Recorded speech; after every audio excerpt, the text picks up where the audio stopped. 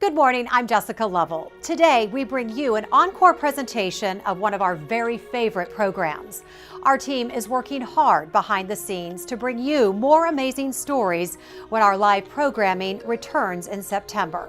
If there is an urgent update from the health system, of course, we will be here to let you know first. Until then, please enjoy this encore presentation and make it a great day. Coming up today, a cancer journey spanning from the Caribbean to Kansas City. See what it took to cut out the cancer and help this survivor avoid chemo.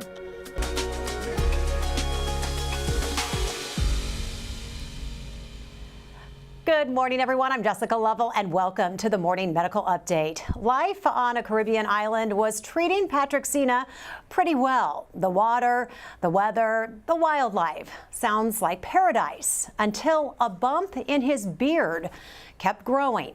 It was cancer.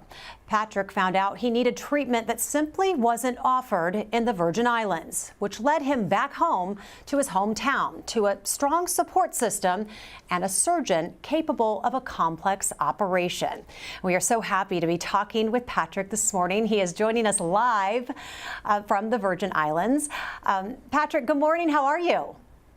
Good morning. I'm great. How are you? I bet you're great. What island are you on? I'm on St. Thomas. Well, it's so great to have you with us today. You're a charter boat captain. Have you been able to get out of the water a bunch recently? Oh, yeah. Yeah, it's been a very busy season. So, yes, lots of water time. We're seeing some photos and videos of you. This is so great. What a life. But show us the view. Can you show us your view this morning of where you're sitting? Yes, hold on one second here.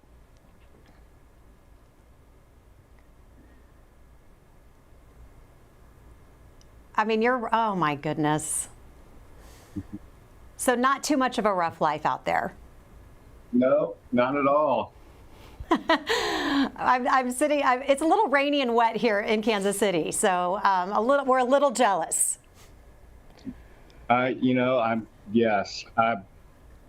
I feel for you. I bet you do. I bet you do. But you're looking and sounding pretty darn good for someone who actually had part of their tongue, part of their palate, and throat removed. We're going to talk about this morning. How are you feeling today? I feel great. Really, almost 100%. Well, we like hearing that. We're going to talk with your doctor today because he's here in studio with me, Dr. Andres Burr. He is a head and neck surgeon, a scientist here at the University of Kansas Cancer Center. Thank you so much, Dr. Burr, for being with us. Thanks very much for having me. I know, we were just a little envious. Just a little bit. Looking out there, right? Absolutely. Yesterday we met with a head and neck cancer survivor who chose to skip surgery and do radiation plus chemo instead. And today we're learning about robotic surgery, and in Patrick's case, surgery without the need for chemo and radiation. But Patrick, let's back up a bit where this all started. I mentioned that bump that you found inside your beard. When did you first find it, and what did you think that it was? Well, it was probably like the beginning of April 2024. And I've always had facial hair, so I thought maybe it was just a ingrown hair or something. So what made you finally get it checked out? It just didn't feel like it was getting smaller, maybe getting a little bigger as time went by. And I just felt like it was something that I should probably have looked at. And I'm glad that I did.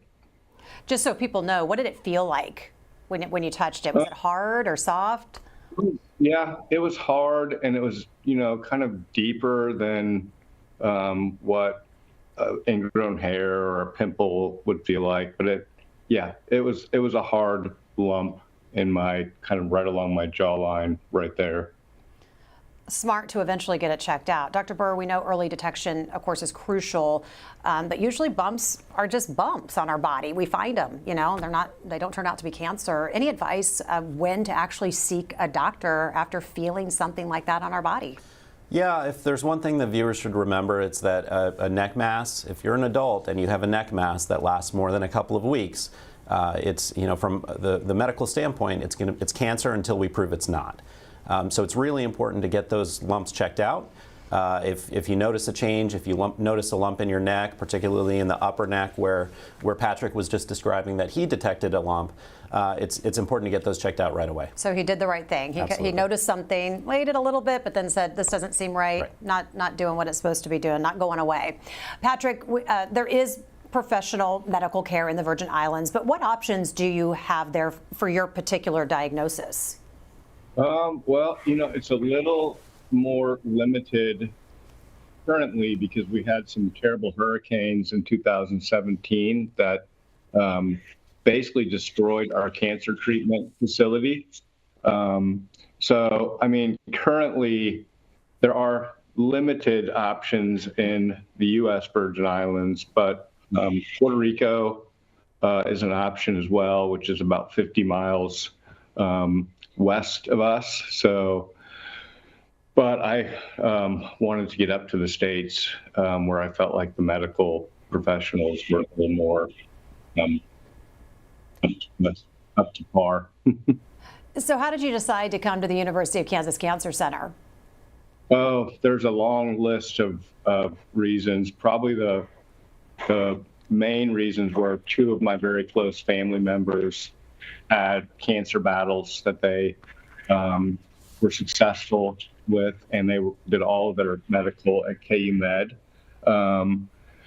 I grew up not far from the grounds there were KU Med, and used to be in the plaza in Westport, so just have always been familiar with KU Med.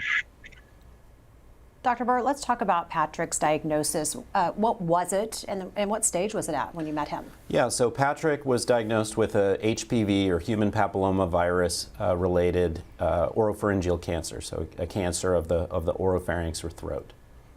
And his stage overall was a stage 1, so he was fortunate to present with early disease. Does the type of cancer have to do, when it comes to head and neck cancer, have to do with the type of treatment you get?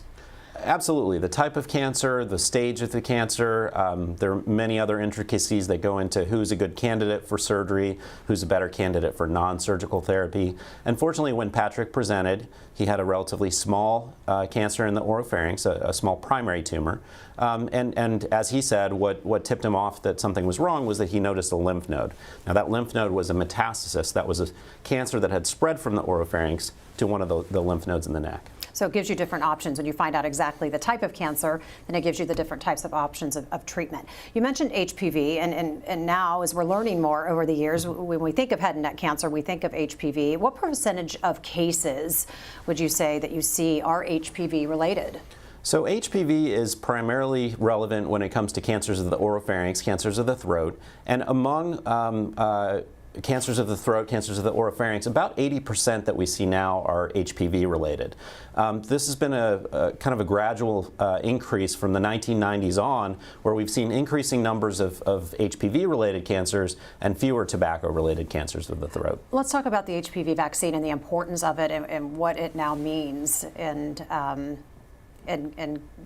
curing cancer. I mean, in prevention and curing. Yeah.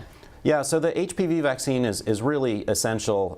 These cancers are preventable, and that's another thing that I'd really like viewers to remember, is that we can prevent these kinds of cancers. HPV-related cancers, oropharyngeal cancer is now the most common virus-related cancer in humans, and it is entirely preventable. The HPV vaccine is indicated and approved for men and women ages 11 to 45. It's most effective when it's given early, before exposure, and HPV, of course, is a sexually transmitted virus. But most importantly, it's critical to remember that the HPV vaccine is a vaccine to prevent cancer. Patrick, when we spoke, I promised you that you'd be able to talk about this because this has become really a mission for you. And when we spoke, because we're about the same age, and we had talked about how we really had aged out before the vaccine had become available for us to get when we were young, when people were getting it when they were, 11 and 12 and 13. But just talk about what you want people to know about being educated about getting the vaccine and getting their kids vaccinated. Well, I will say I had no idea how many people have are exposed to HPV, and the numbers are shocking, staggering. And anything that anyone can do to prevent or make what I went through easier, I certainly recommend. I don't know, there's a lot of weird talk about vaccinations right now, and I can't tell people enough that, if I could have made this not happen, I certainly would have chose that path. So yeah, the vaccination to me is a no-brainer. But I'm lucky. I had a very good medical staff, and I got it early. But I think it could have been a lot worse if I didn't catch it. So. Well, thanks for sharing and talking about that. I know it's just important for you to kind of share your mission. I want to talk treatment, Patrick. Many patients get chemo and radiation. In your case, it was surgery only. Did your care team explain why that path made the most sense for you? Yeah, they gave me a full description of kind of all the pros and cons of all the options. And I think for me, being a boat captain and having to be vocal and talk, and I wanted to go the surgery route before I did the radiation or the chemo, just because they seemed to be a little more invasive to my speaking. And so yeah, they laid everything out. And I don't think radiation and possibly chemo are totally off the table, but we kind of thought it would be a good idea to do the surgery and then kind of do the follow-up and have radiation as a backup if anything else should come back. But my voice and speaking is a major part of my career, so I'm super happy that surgery has been the option that seems to hopefully work. So yeah. Yeah, you sound great and look great. Dr. Burr, what factors help you decide when a patient can avoid chemo and radiation? Yeah, so a lot of it comes down to the exam, to patient's imaging that they obtain at the time of diagnosis. But ultimately, what determines whether they need chemo and radiation after surgery is the pathology. So we don't really know if they're going to be able to, patients like Patrick, if they're going to be able to avoid radiation and chemo until we get that pathology back and we see that it's reassuring. So in those cases where a patient can choose their treatment path, what are the benefits or maybe the drawbacks of just having surgery only, without chemo or radiation or immunotherapy? So the drawback, I would say, of surgery is just the upfront cost, right? The recovery from surgery, it puts you out for several weeks while you're recovering. Patrick's swallow was affected in a pretty big way initially as he was healing. But once he got through the initial healing period, he's had a really good recovery since. And Patrick, your surgery was fairly intense. Dr. Burr took out lymph nodes as well as part of your throat, your tongue, and your palate. What was your reaction when you first learned that this was going to be a pretty intense surgery? It was a little scary at first. The name of the procedure, I believe, is a radical neck dissection, which the name itself is a little shocking, but weighing out all the other things, I felt like it was going to be the easiest way. Well, Dr. Burr, let's talk surgery. This was transoral robotic surgery. How have robotics transformed surgery, and specifically when it comes to head and neck surgery? Yeah, robotics has really improved our way of treating these kinds of cancers, and I want to emphasize that this is really a minimally invasive surgical approach. So historically, if you look back to pre-1980s, these types of cancers were approached truly through a radical incision, where an incision would be made through the lip, the jaw would be split in order to access these tumors down in the throat. Those, of course, were incredibly morbid surgeries. These are surgeries we really don't even perform today. But in terms of the advent of robotics, that has allowed us to perform really precise and minimally invasive surgeries through the mouth. Yeah, because when we're talking about the throat, the tongue, the palate, but you're able to do it very, very minimally invasive. Right. That's how far we've come. You shared a few slides with us just to kind of help us understand how this surgery takes place. Sure. Tell us what we're looking at here. Sure. So this is just a diagram of some of the musculature of the throat on the left, and then on the right you'll see the normal anatomy. This is the tonsil, so this is where many of these cancers will arise. And so if we want to go to the next slide. And this is during the surgery, what you're doing. This is our view during the surgery. This shows some of the cuts that we make in order to remove these cancers, removing the entire tonsil area, including some surrounding palate, some surrounding base of tongue, and other structures. And this is an example photo taken from inside someone's mouth. That's exactly right. So this is a surgery of the right tonsil. This is what's called a lateral oropharyngectomy.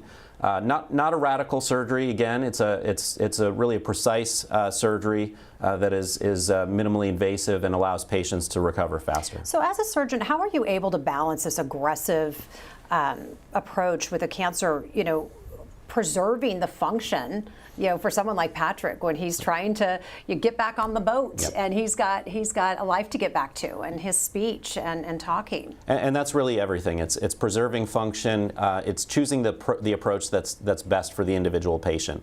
Now, I wouldn't go on here and advocate that everybody should have surgery for these kinds of cancers. Most of the patients that I see are not good candidates for surgery. And so we often treat them with chemo and radiation. And I would highlight that it really is a collaborative approach with the team here at the KU Cancer Center. And is appearance a consideration? I mean, are you trying to limit scarring? Absolutely. Patrick hides his scar very well under the beard, but yeah, for many patients, that's an important consideration. And the robot really, because it is a minimally invasive approach, because everything is done through the mouth, without looking in a patient's mouth, you often can't tell that they've had surgery. Well, we have a few more questions for Patrick and Dr. Burr, and if you're watching, you can ask your questions too. Be sure to ask your questions using the chat on YouTube and Facebook. You can email the Medical News Network. That information is right there on your screen. Patrick, you did share a photo of your scar post-surgery. This was it's been 7 months since the surgery, right? Is that about right? Yeah, it's 7, 8. I think 8. There's a little more. Is it healing pretty well? How's it feeling? Oh, yeah, it's healing very well. I have a very little bit of tingly sensation where the incision was, and a slight bit of tingling in the side of my tongue. But yeah, it's healing wonderfully. Patrick, what's been the hardest part of the healing process for you? Has it been physically, or has it been more of the emotional part?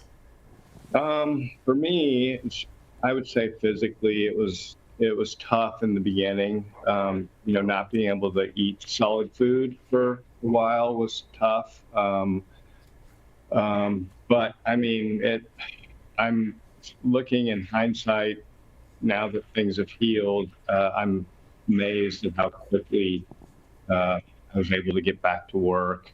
I think I was working literally a month after the surgery, 2 months. Deputy's telling me 2 months. But I was able to get right back into work, and it was amazing how fast everything came back together. Yeah, I bet getting back to work, getting back to your boat, that made a big difference. I heard Stephanie, your wife there in the background. I bet she was a big support through all this. Oh, I can't even tell you how much she helped me, and her family was amazing. They brought me, let me be in their home in Kansas City there. And there's a list too long to mention of friends that helped in Kansas City, but also here in the Virgin Islands. So yeah, I'm very thankful for the medical staff, but also all of my people. I bet. You mentioned recovering in Kansas City, but when you finally got back home, where you are now in the U.S. Virgin Islands, you recorded this video from your boat. What did it feel like really to get back on the water? I mean, this just looks really, really fantastic. I mean, it's always amazing to be out in the water, but coming back from that was, I mean, it was, I don't even know how to put it into words. It was breathtaking to be back out there and breathing the salty air and seeing the beautiful views and having people out there and showing them the place that I love. I bet. You mentioned just some eating challenges. Did you have to do any type of speech therapy or anything like that? I did visit a speech therapist while I was there. You know, I was trying to limit how much time I was away from home here. So, and the speech therapist gave me there at KU Med some exercises to do, which were super helpful with healing and getting my jaw motion back. I did do the speech therapy, but I'm shocked really at how little therapy I required. Dr. Amazing. Burr, well, that's good. That's good. Are there any other challenges that someone who goes through this type of surgery might face? Any advice you have for them to overcome them? Yeah, I think, we've touched on many of those challenges. I think having support is critical to get through these difficult times and to get through the recovery. When it comes to recovering from surgery, we try to make it as easy as possible on our patients.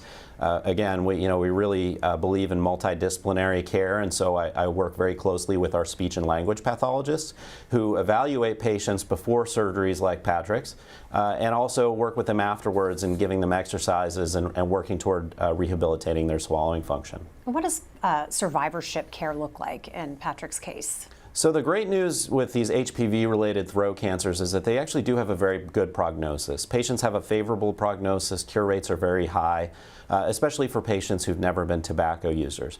So we often continue to follow our patients for surveillance, meaning monitoring to make sure that the cancer hasn't come back out to 5 years. And then beyond 5 years, it really depends on the individual patient. It depends on the side effects they have from treatment.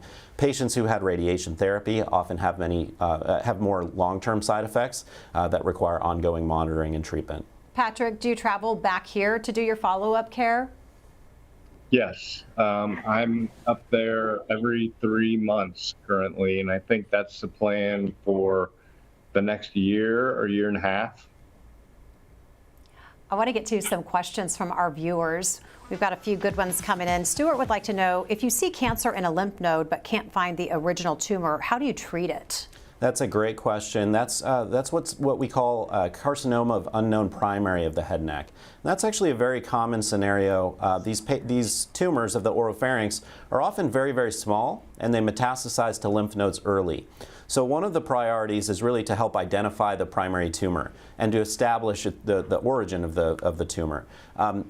Somewhere around 70 to 80% of carcinomas of unknown primary are HPV-related throat cancers, and so oftentimes the first place we'll look is in the throat. So we have a stepwise algorithm that helps us identify about 80% of these primary tumors in the throat.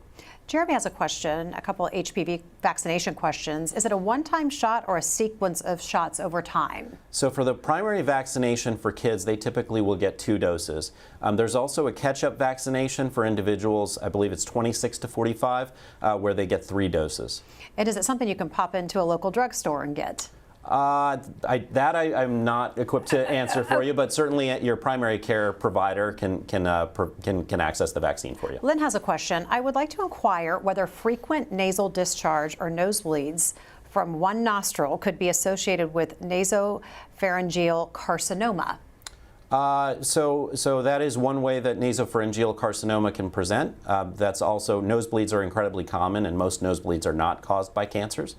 Nasopharyngeal carcinomas, just like oropharyngeal carcinomas, they will often present with a neck mass. Sometimes they present with hearing loss and blockage in the ear as well. So if you have any concerns, then I would recommend seeing an ENT who can take a look.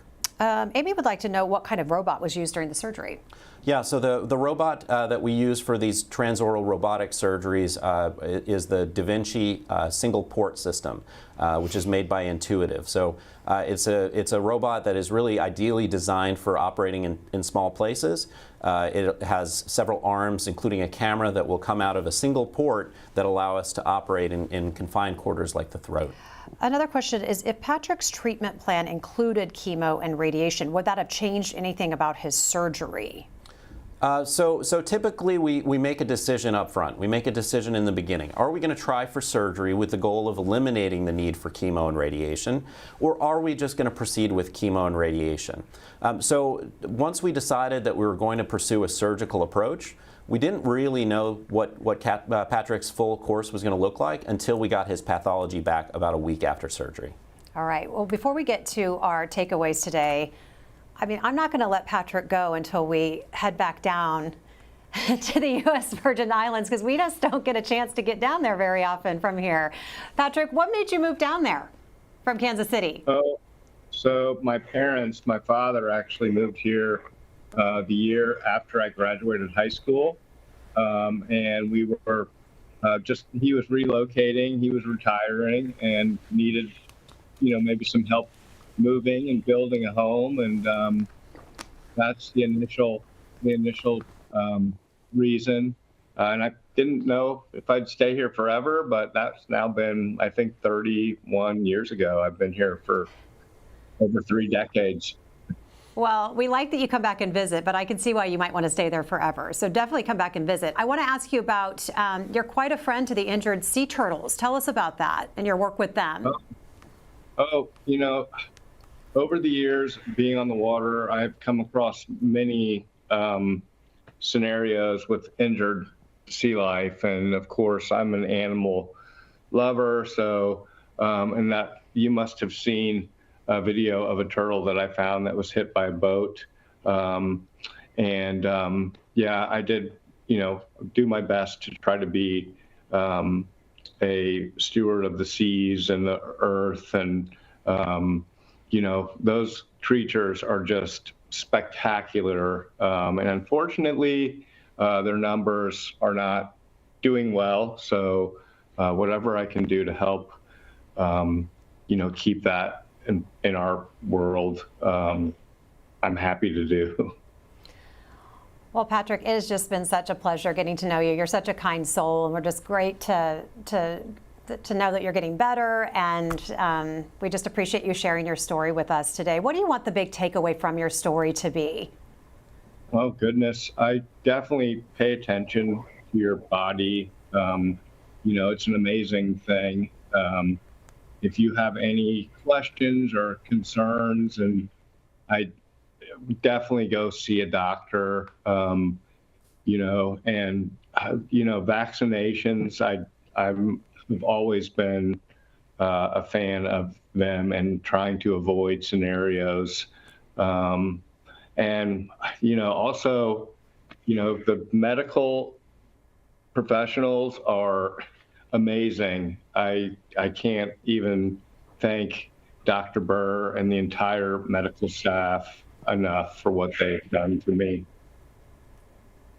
Well, they appreciate you, and again, we can't share these stories without patients like you willing to do so. So we thank you very much. And Dr. Burr, what do you want the big takeaway to be from this conversation this morning? Yeah, I would echo what Patrick said. I think it's really important to be aware of what's going on with your body. If you notice a lump that wasn't there before, see a doctor, get it checked out. And then prevention is key. Like we said, these cancers, these oropharyngeal cancers caused by HPV, are preventable through vaccination. And at some point in my career, these cancers could go away, and I would more than welcome the loss of the ability to do these robotic surgeries if we could just see the cancers go away. Subscribe to our morning medical update and open mics with Dr. Stites podcasts. Now, everywhere podcasts are available.